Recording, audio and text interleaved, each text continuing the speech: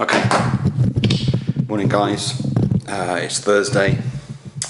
I'm just going to let the dog out for a quick pee, and then I'm heading up to London for a day's training again. So just caught on the news that Southern Rail are blinking doing industrial action again, so I have no idea whether the train's going to work and what my journey's going to be like. So I need to get up over to the train as quick as I can, I think, because it's possible it's going to be overcrowded and slow and trains missing.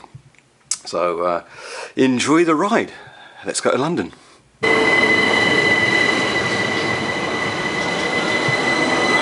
Here we are. So that was really crowded and sticky and pretty unpleasant, to be honest. Yeah, so the train's been cancelled today, so everyone packing onto the same train, and well, I'm here.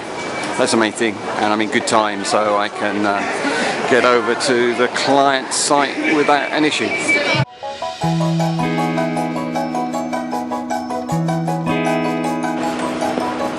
Okay, so just got off the train and now heading up to Westminster. This is my chimp speaking, I think, rather than me at this point, but I just do not get the mentality, the psyche behind this sort of strike action on Southern Rail.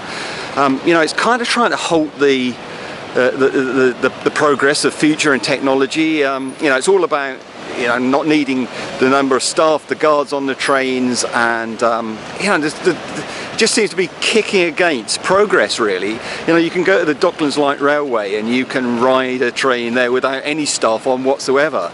And it's coming in our lifetime, in my lifetime. I completely expect that we will have driverless trains that we jump on, go up and down the country. But it just seems to be this stubbornness that says, oh no, we can't have that progress, and it's caused so much disruption for people over this past year. You hear some real horror stories of people having to move house, people losing their jobs, people not getting jobs because they live on that Brighton London line. Pretty horrendous, really. Anyway, that's my chimp rant. I've let the chimp out of the box, so I can box him in for the rest of the day and go and get on with a fun day with the client. Let's head over to Westminster.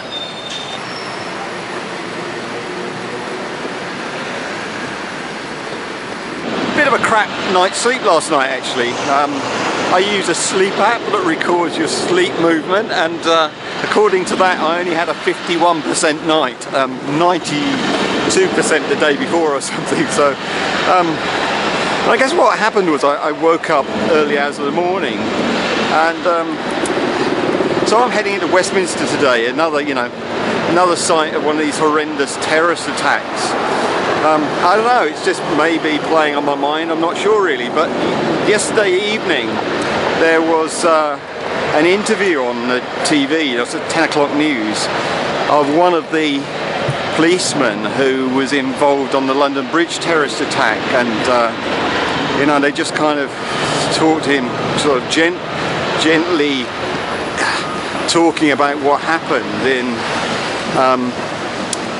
quite a moving way. Actually, the guy had been on his own. He's just come on to shift, and literally out on the street, and he's right there. There's these three knife attackers doing what they're doing, and he just pulls his baton out and launches in this guy.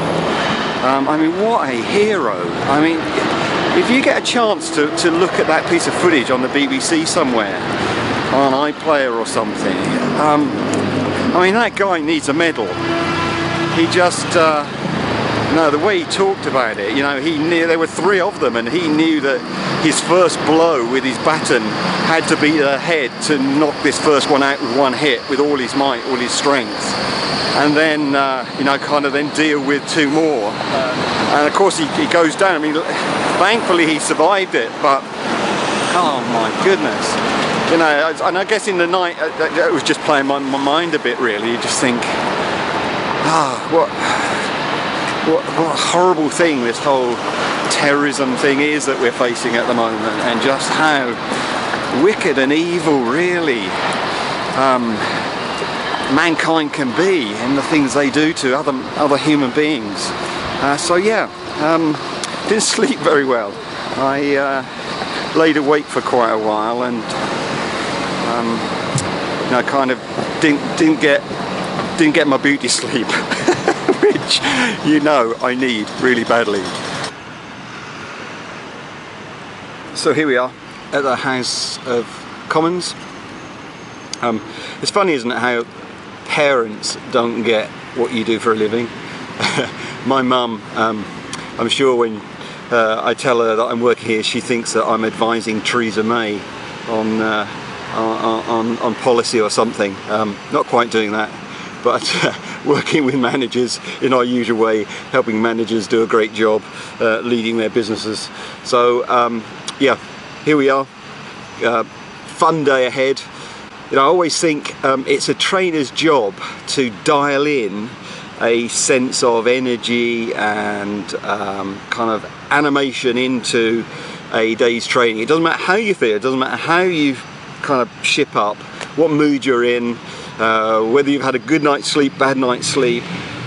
It is your job, if you are facilitating a group for the day, to throw in, you know, kind of a 7 or 8 out of 10 on the energy scale and create a great event, because you know, it doesn't matter how you feel. And I think that's such a good lesson in all sorts of walks of life. You know, you may feel like a 1 or a 2 on the scale. You might have had some horrendous things happen that day, the day before, you know, horrible things happen in life. But sometimes it's our job just to go, okay, right, this situation, this moment demands a 6, 7, 8 or whatever of me, and just dial that in. We can do that.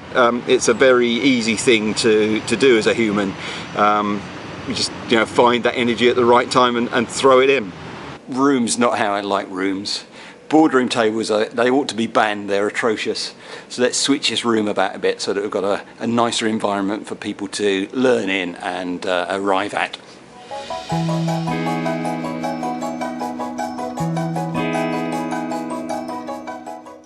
8 hours later.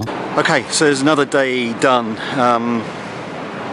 Good session, nice group, quite a lot of fun, thinking about leadership and qualities of leaders and how they play out in practice on a day-to-day basis. It's a topic I really like, you know, this idea that actually you've got to have followers to be a leader, otherwise it's just a title, and thinking through, you know, how do you actually generate followership in an organisation.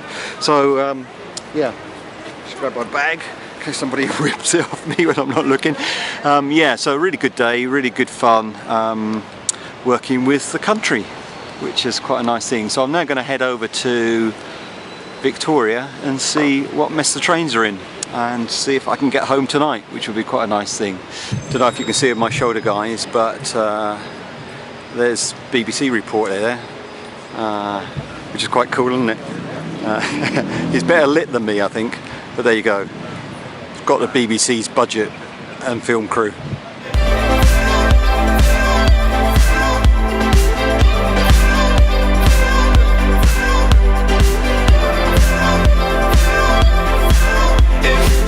I love this pub, sandwiched between all these modern buildings, just a really lovely old British building. Makes you want a pint, but I need to get to the station.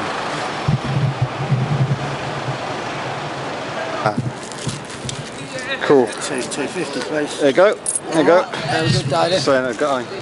Sorry? You're on my vlog. Say hi. Right. Hi there. And look at this. Yeah. Hey, what's his name? Murphy. Murphy. You're a star, mate. You're a star. He's a good Catholic, is he? Hey. Cool. Thanks, matey. A little interest I have is that I am actually a director of a small business, one of 4 other directors who own the business that manages the Big Issue website. So if you ever go on the Big Issue website, give us your feedback, let us know what you think of it. So it's just a small thing that we do, but it's nice to be involved with a really good charity that gets people into the workplace and gets people doing stuff. You know, I'm such a fan of commerce. I'm such a fan of the free market economy, and I just think the big issue is a great way of enabling people who are, you know, kind of down on their uppers, is that the right expression? You know, kind of struggling to have some self-esteem, to earn a bit of money, to put effort in to get that money out, and you know, I applaud that. I love that principle, that you know, no matter how difficult life's been for you, to you, you know, we can rise to the challenge and actually, from small beginnings, you know, start something exciting and develop develop our lives, develop our well-being, develop our lifestyle, our income, and all those things. It just takes a bit of effort. Really am convinced of that. So yeah, big issue. Buy one. Next one you see, buy one. Have a read of it.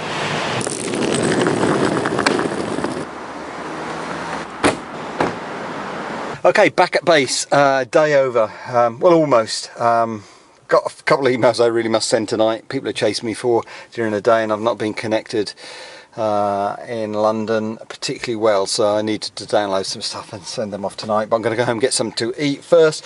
Quick check on the bloods. What are we doing today? Let's see. Okay, 5.4. Yeah, that's getting down. I'm okay. I'll top that up when I get home with some food. I got a free bottle of Coke at the station. That's good, isn't it? Yeah, don't do that very often. Great. So tiring day.